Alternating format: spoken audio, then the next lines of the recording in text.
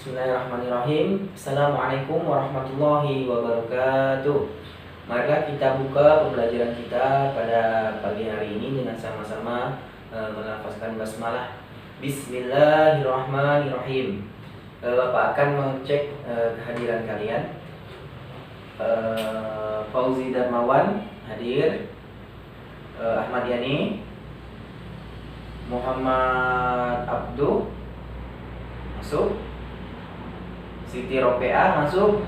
Oke, nanti semuanya masuk ya. Tidak ada yang alfa dan tidak ada yang jin. Baiklah, Bapak mau bertanya kepada kalian ya. Bapak mau mengetes apakah kalian di rumah ada belajar atau tidak. Kali ini pada pertemuan siang hari ini kita akan membahas materi tentang apa? Coba Agus. Nah kan kelihatan bahwa Agus ini di rumah dia belajar sehingga dia tahu materi apa ya. Jadi betul yang dikatakan Agus, pada pertemuan hari ini kita akan membahas materi tentang iman kepada kitab Allah. Bapak bertanya, rukun iman ada berapa? Pandu, berapa? 5, 6, 7, 8? Ada berapa? Ada 6. Jadi rukun iman itu ada 6. Kalau yang 5 itu namanya rukun Islam. Ayo coba sebutkan ke Bapak apa saja rukun iman. Yang pertama, iman kepada Allah. Yang kedua, iman kepada malaikat Allah. Yang ketiga, kitab Allah. Yang keempat, Rasul Allah. Betul. Yang kelima, iman kepada hari akhir. Yang terakhir, iman terhadap qada dan qadar. Jadi kesimpulannya, iman kepada kitab Allah termasuk rukun iman yang keberapa? Coba kalian sah. Rukun iman kepada Allah termasuk rukun iman yang keberapa? Ketiga ya. Rukun iman yang ketiga, iman kepada kitab Allah.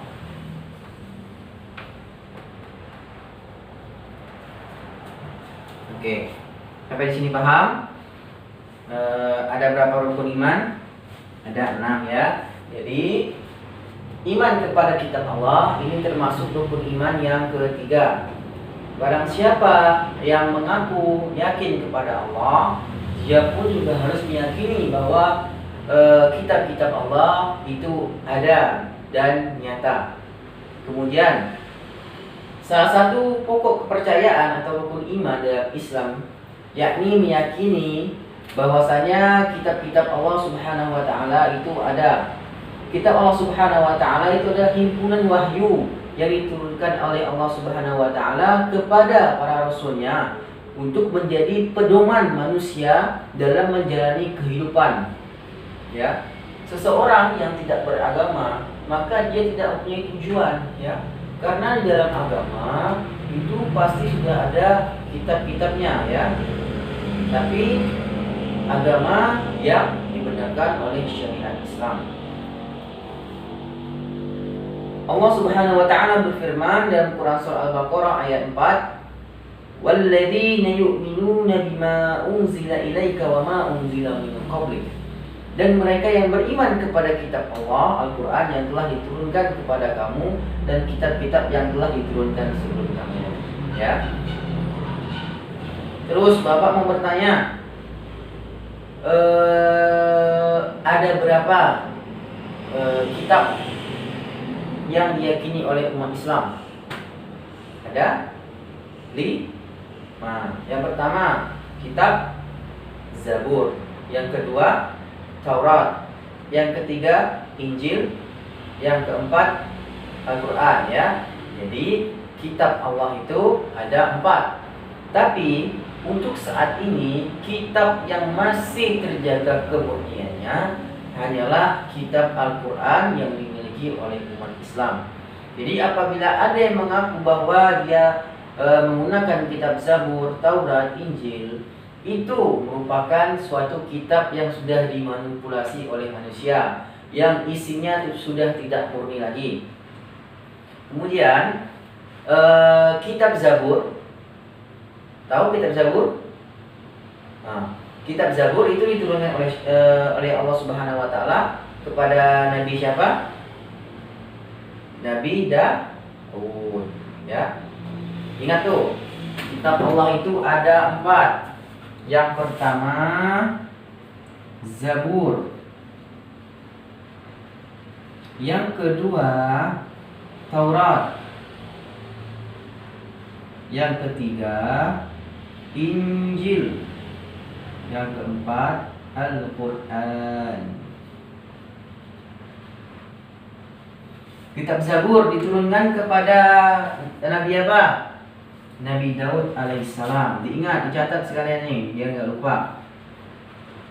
Kemudian kitab Taurat diturunkan kepada Nabi siapa? Nabi Musa alaihissalam. Kemudian kitab Injil diturunkan kepada Nabi siapa? Nabi Isa alaihissalam. Kemudian Al-Quran, ini kalau ada yang tidak tahu Al-Quran diturunkan ke Nabi siapa, bisa diragukan keislamannya. Turunkan kepada Nabi Muhammad sallallahu alaihi wasallam, Nabi akhir zaman. Ya, nih catat poin pentingnya. Iman kepada kitab Allah Subhanahu wa taala merupakan rukun iman yang ketiga, yang dimana Allah Subhanahu wa taala itu menurunkan 4 kitabnya ke bumi ini. Yang pertama yaitu kitab Zabur yang diturunkan kepada kepada Nabi Daud alaihissalam. Kemudian kitab Taurat kepada Nabi Musa, kitab Injil kepada Nabi Isa, dan kitab Al-Quran kepada Nabi Muhammad sallallahu alaihi wasallam. Sampai di sini paham? Sudah jelas?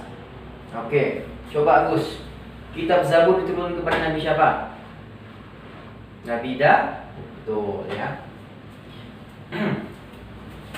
Sampai di sini ada yang ingin tanyakan? Selain kitab yang Allah Subhanahu wa taala turunkan, Allah juga menurunkan yang namanya suhuf ya. Suhuf kepada nabi-nabinya. Selain 4 kitab tersebut, Allah juga telah menurunkan wahyu-nya berupa suhuf kepada para nabi terdahulu. Suhuf ini menurut bahasa artinya lembaran. Adapun suhuf menurut istilah wahyu yang disampaikan kepada Rasul, akan tetapi tidak wajib disampaikan kepada manusia. Dengan demikian, jika kita bandingkan dengan kitab, suhuf relatif lebih sedikit daripada kitab suci ya. Bagus. Sudah catat. Ini kita akan membahas tentang suhuf, kitab dan suhuf.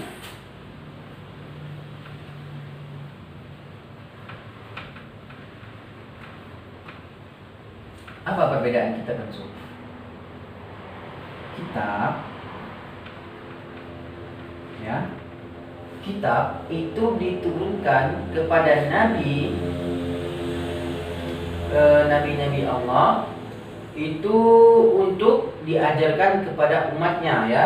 Sedangkan suhuf itu ialah wahyu-wahyu Allah Subhanahu wa taala yang tidak wajib untuk disampaikan oleh nabi yang Allah berikan suhuf. Terus beda antara kitab dan suhuf, kitab itu relatif lebih banyak dan suhuf itu relatif lebih sedikit. Di sini paham? Ya, dibedakan bahwa kitab adalah wahyu Allah Subhanahu wa taala yang diturunkan kepada nabi yang harus disampaikan kepada umatnya. Sedangkan suhuf adalah wahyu Allah juga, akan tetapi tidak diwajibkan untuk diajarkan kepada umat. Adapun nabi-nabi yang memperoleh suhuf itu setidaknya ada 5 nabi, yaitu Nabi Adam, Nabi Syed, Nabi Idris, Nabi Ibrahim, dan Nabi Musa. Nabi Adam memperoleh sebanyak 10 suhuf. Nabi Sid sebanyak 50, Nabi Idris 30, Nabi Ibrahim sebanyak 10, Nabi Musa 10. Ya, catat. Kitab tadi ada 4. Zabur, Taurat, Injil, Quran. Suhuf itu diberikan kepada Nabi Adam sebanyak 10 suhuf. Nabi Syed 50 suhuf. Ya. Kemudian Nabi Idris 30 suhuf. Kemudian Ibrahim dan Musa 10 suhuf.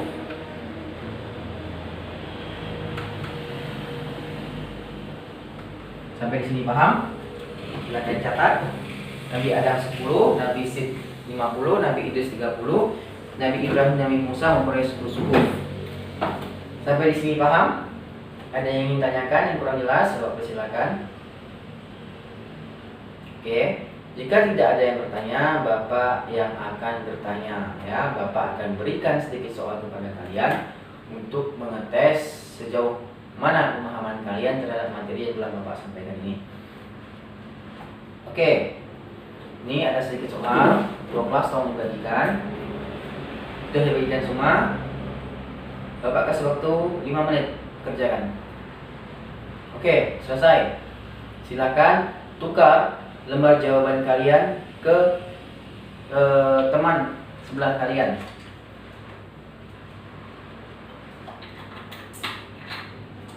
Baik, kita bahas. Soal yang pertama. Inti beriman kepada kitab-kitab Allah Subhanahu wa taala adalah A. mengamalkan ajarannya, B. mempelajarinya, tidak mengingat petunjuknya, dan mengetahui ajarannya. Yaitu jawaban yang benar adalah A. mengetahui ajarannya. Kemudian, percaya atau beriman kepada kitab Allah termasuk rukun iman yang A1, B2, C3, D4. Yang betul C3. Soal yang ketiga, Allah menurunkan suhuf kepada Nabi Adam sebanyak, Nabi Adam berapa banyak Allah Subhanahu wa taala turunkan? Tuh, 10 suhuf. Jadi jawabannya adalah A. Saya semua, silakan lembar jawabannya dikumpulkan dan diberi nilai. Setiap poinnya dikalikan 10, ya. Kasih nilai situ, maka nilainya nanti akan Bapak masukkan ke buku penilaian kalian. Mengingat waktu kita sudah hampir habis, Bapak tekankan sekali lagi kepada kalian, materi yang telah kita pelajari kalian catat, dan di rumah nanti kalian ulangi lagi agar materi yang kita pelajari tidak lupa. Ya, ibarat kata kalian ini peribahasanya ialah bagaikan mengukir di atas batu. Ya, belajar di waktu muda bagaikan mengukir di atas batu. Kenapa batu? Karena mengukir di atas batu itu sangat sulit. Akan tetapi bekasnya itu juga akan sulit hilang. Maka dari itu kalian harus sering belajar di waktu muda, maka kalian akan menuai hasilnya di waktu tua nanti. Ya, Bapak akhiri pertemuan kita pada siang hari ini dengan baca doa kifaratul majlis. Subhanakallahumma wa bihamdika asyhadu an la ilaha illa anta astaghfiruka wa atubu ilaik.